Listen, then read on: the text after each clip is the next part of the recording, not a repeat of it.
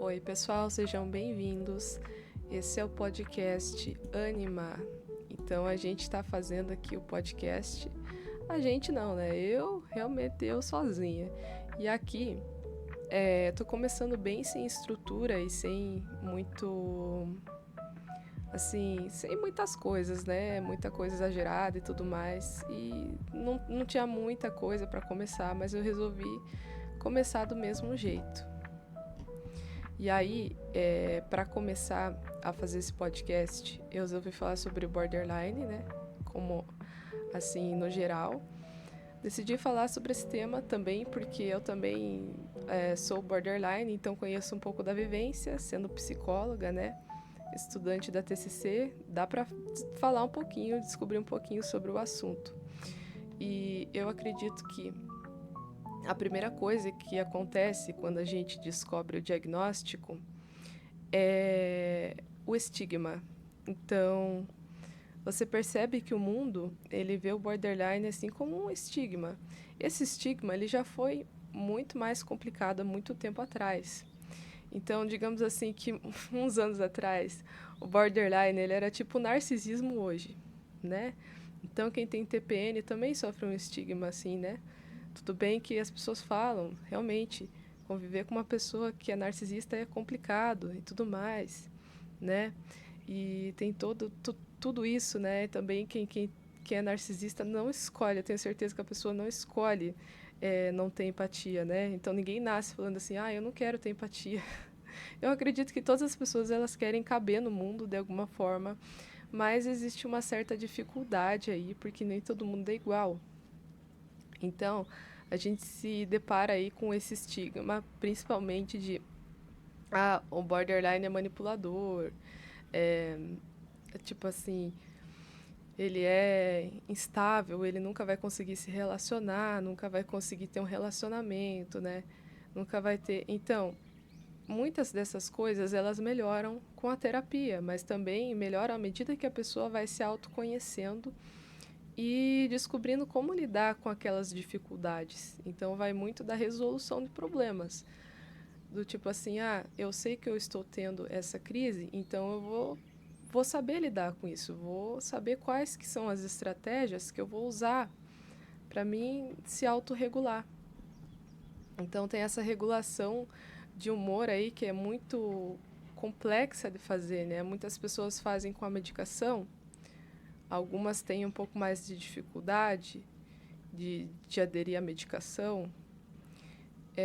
Isso varia de pessoa para pessoa. Então, o que é o borderline para uma pessoa, às vezes vai ser diferente para outra, assim por diante. Assim como todos os outros transtornos, gente. Não existe, assim, uma caixinha, né? Chamada DCM5. Na verdade, existe essa caixinha. Mas é uma caixinha que a gente tem que entender que ela não...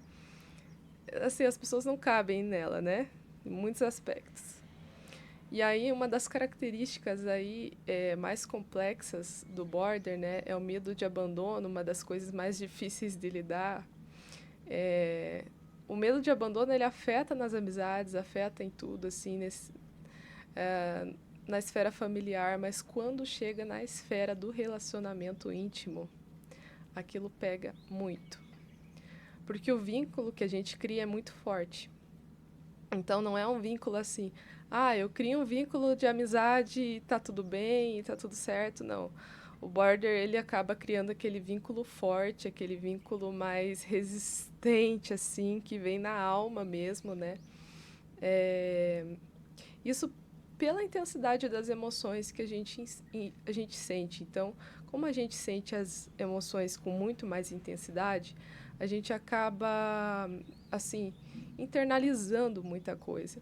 Então, às vezes, coisinhas que são pequenininhas, né? Você olha, nossa, isso é tão pequeno, isso é tão insignificante, mas de alguma maneira aquilo afeta, nossa, entra na alma aquela dor, certo? E também, para resolver essas situações, é tudo questão de regulação emocional, né? De treino de habilidades sociais, para poder manter os vínculos ali saudáveis, de maneira saudável. Então, a gente entender que no mundo em que a gente vive, tem pessoas que são mais intensas, menos intensas, e saber se relacionar. muitas vezes a outra pessoa que está do outro lado, ela não vai alcançar a mesma intensidade que a gente alcança. E tá tudo bem. Então aquela pessoa ela vai até onde ela consegue ir, sabe? Então a gente tem que entender o lado do outro também, do tipo, não, tá tudo bem. E às vezes a pessoa ela é emocionalmente indisponível, então a gente fala, não, tudo bem, você é emocionalmente indisponível. Você ainda não está nesse grau, né, para poder entender as emoções de uma maneira tão profunda e muito menos tão intensa. Então é muito sofrido para a pessoa que às vezes é borderline, né, e ela se relaciona com uma pessoa emocionalmente disponível, uma pessoa que ela às vezes não é tão profunda ou às vezes não entende aquelas emoções, então ela acaba saindo como exagerada. Cara, você é muito exagerado, você é muito não sei o quê. Tem esses rótulos também que são bem chatinhos, certo? E aí, vamos lá. Como que a gente lida com esses probleminhas? Um dos pontos principais é a regulação emocional para crise. Então, são técnicas, seja de distração, a técnica do gelo, que é muito comum, a técnica da respiração. Assim, eu como border, eu vejo que é muito difícil aplicar essas técnicas na prática. Então, o que dá para fazer? Quando você sente as emoções muito intensamente, é você se isolar um pouquinho, ficar um pouquinho no seu canto, respirar antes de tomar qualquer atitude. Então, às vezes, quando você fica um pouco mais quieta no seu canto, fica lá entendendo, você fica, no cantinho, agora estou entendendo as minhas emoções um pouquinho mais. Aí depois você toma uma atitude e vê o que você quer fazer, certo? Outra técnica legal, observar o humor durante o dia. Então, às vezes, a gente está lá de boa, mas observa. Observa como que o teu humor está indo, se ele está oscilando muito, ou como é que tá. Isso vai prever uma crise. Então, é tipo assim, cara, hoje eu sei que se alguém falar comigo, eu vou ter uma crise. Então, eu vou ficar de boa, eu vou ficar pianinha, certo? E aí, gente, aqui ó, eu anotei um ponto muito legal também, que é os mitos e verdades sobre a medicação também, algumas coisas assim. É, Quando a gente vai no psiquiatra e a gente é borderline, até o psiquiatra fica com medo. Então existe um estigma também por parte da psiquiatria. E assim, depende muito do caso, certo? E o psiquiatra, ele vai ver uma visão mais geral, né? Ele vai falar assim, é isso e a sua medicação é isso aqui. Então, é sempre importante observar o que a medicação está causando em você, quais que são os resultados. Porque a medicação é algo que pode ser trocado também, né? Que pode ser ajustado. Então, sempre observem esse tipo de coisa, né? É, Até para não ficar dopado ou acontecer alguma coisa assim. A gente tem que ter um olhar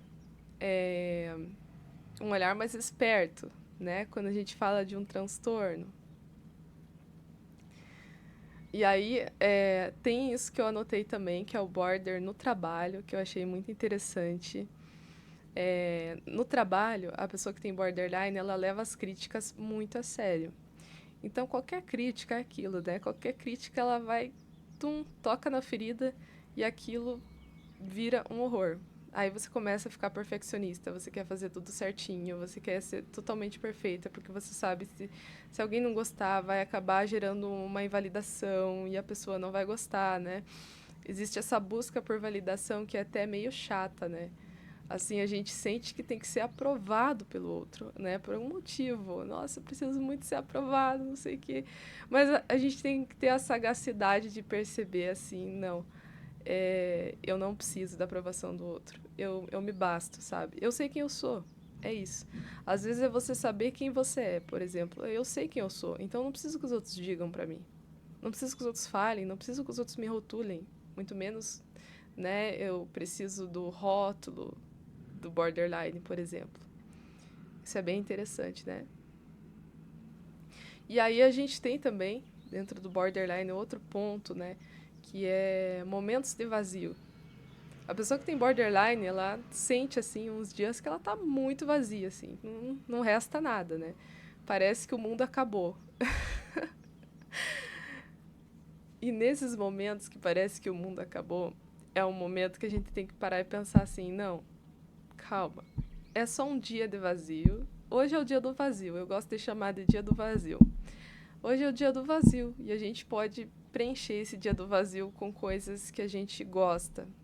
Sejam com valores, com propósitos reais, sabe? Fazer uma coisa que você gosta.